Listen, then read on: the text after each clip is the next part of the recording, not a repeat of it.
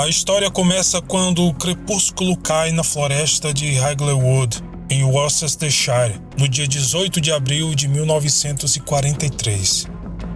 4 jovens rapazes apaixonados por ninhos de pássaros tropeçam em uma árvore, um olmo escocês densamente copado. O garoto menor do grupo, Tommy Willett, subiu para espiar dentro do seu tronco oco, procurando um ninho, mas na verdade, ele achou um crânio humano. Apavorados, eles juraram um pacto de silêncio e fugiram. Mas Tommy ficou tão traumatizado com o que viu que resolveu contar ao seu pai.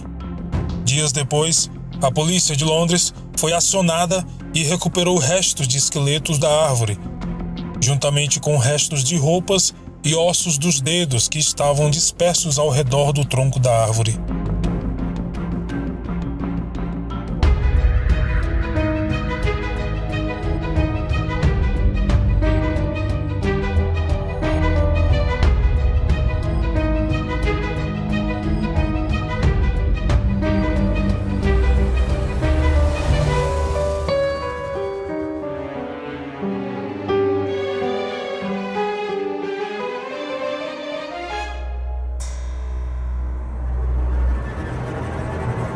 Eles encontraram o corpo da mulher preso no interior de uma árvore. Como bombas nazistas que choveram em tempos de guerra sobre a Grã-Bretanha, sua morte poderia ter sido aproveitada apenas como mais uma estatística. Em vez disso, tornou-se um dos mistérios mais intrigantes da guerra. Foi um assassinato, mas a vítima nunca foi identificada. Haviam indícios que ela tinha sido um agente inimigo e que as autoridades sabiam mais do que deixavam transparecer. Haviam aspectos ritualísticos fortemente sugestivos no assassinato, que indicavam bruxaria e ocultismo. Por fim, havia as mensagens anônimas grafitadas, surgindo em toda parte, com a pergunta que permanece sem resposta até hoje: quem colocou Bella no olmo escocês?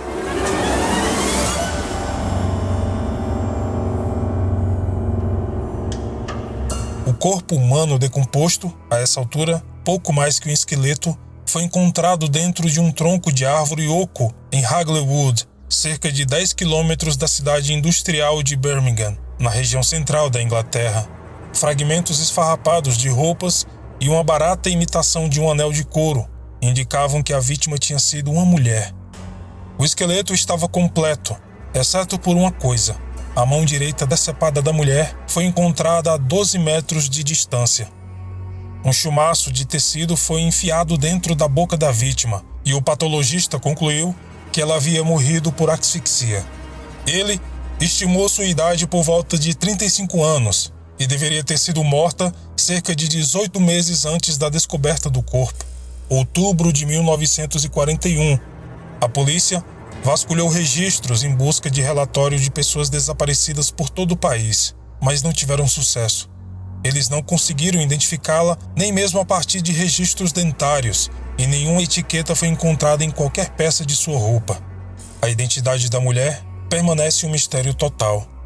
O olmo escocês é o nome genérico de uma árvore da família das Ulmaceae, que são grandes árvores nativas da Europa, alcançando até 30 metros de altura. É frequentemente associado com a Mãe Terra e a deusas, e foi dito ser a morada de fadas na cultura escocesa.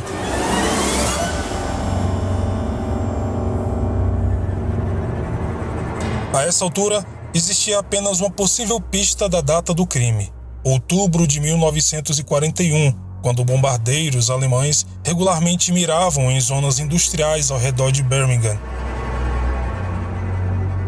Nessa época, havia uma constante ameaça de invasão, e as pessoas estavam sempre à procura de paraquedistas nazistas nas florestas. Um soldado de guerra local lembrou-se de encontrar um paraquedas perto de Hagleywood, em algum momento no outono de 1945, e de ver um carro de aparência suspeita estacionando em um bosque, perto de onde o paraquedas havia caído.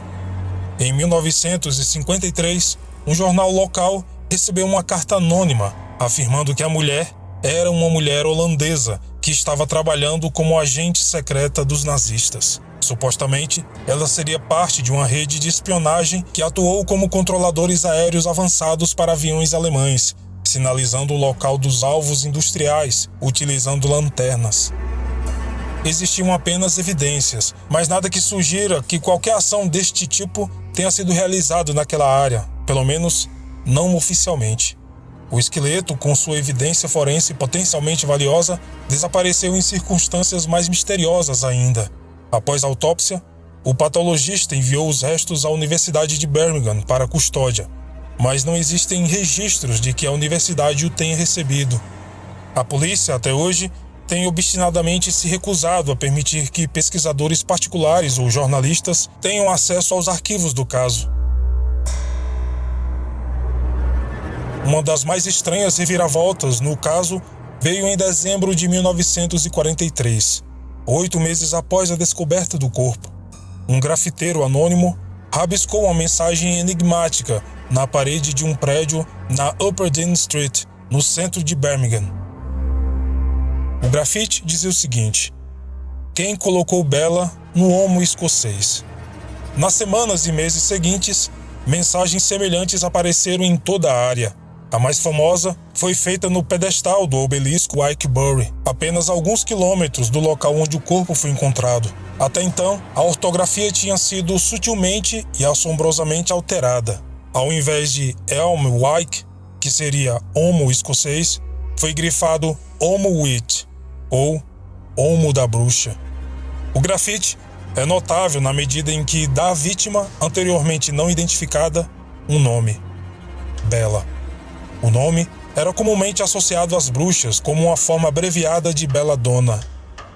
O que se sabe até hoje é que o corpo realmente foi encontrado em um homo escocês, uma árvore que também tem associações com bruxaria, embora a palavra Wyke historicamente derive de Wicker, também tem associações com bruxaria. Nas tradições pagãs, o som de uma palavra é tão importante quanto o seu significado original. Wyke Elm evoca imagens de feitiçaria, assim como Wykebury. Bella ecoa Belladonna e Hagley ecoa bruxa. Na verdade, a floresta de Hagleywood teve fortes associações com o paganismo e a bruxaria, e é reputado que rituais de bruxaria foram regularmente realizados lá antes da guerra.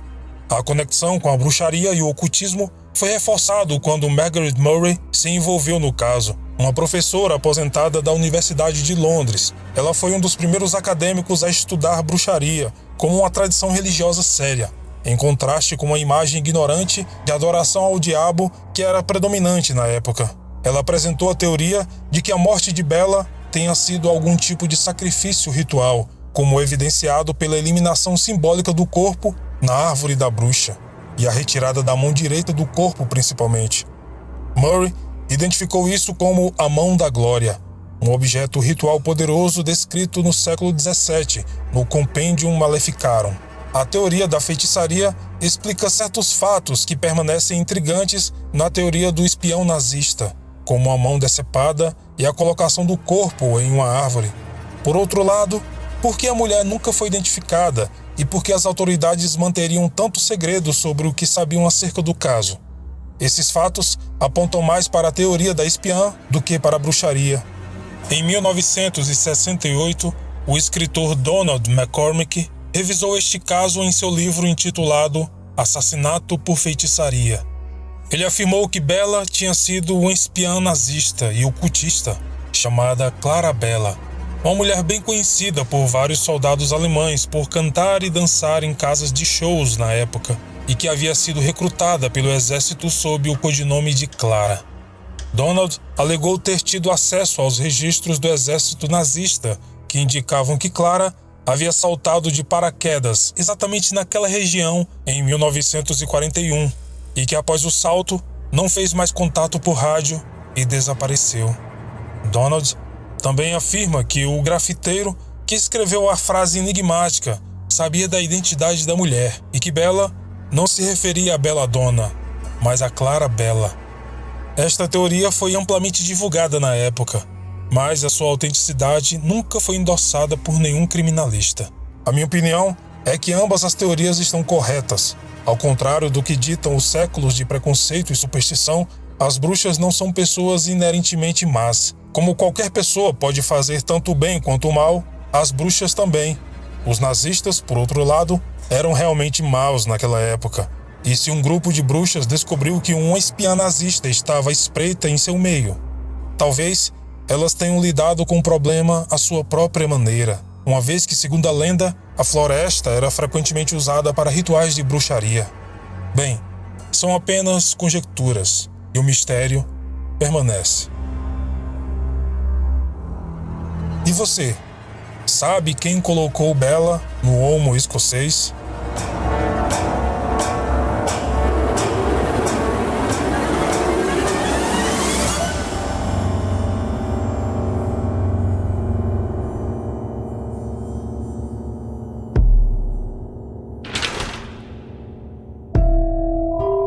Muito obrigado a todos e a todas pelo carinho e atenção. Não esqueça de se inscrever no canal se você não for inscrito e deixar o seu comentário. Deixe também o seu like se gostou e o seu dislike se não gostou. Todo tipo de manifestação é válida, desde que seja feita de forma respeitosa.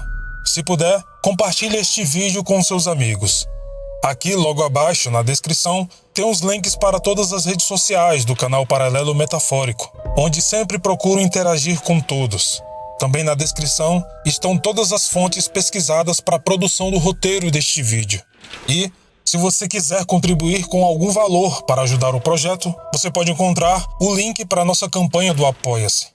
Como todos sabem, está cada vez mais difícil produzir conteúdo para o YouTube, principalmente devido a algumas denúncias, flags, bloqueios de conteúdo autoral e a política do Family Friendly. Caso esse canal caia, também aqui na descrição você pode encontrar o link para o canal secundário do Paralelo Metafórico. Novamente, muito obrigado e, como sempre, nos vemos nos comentários. Até mais.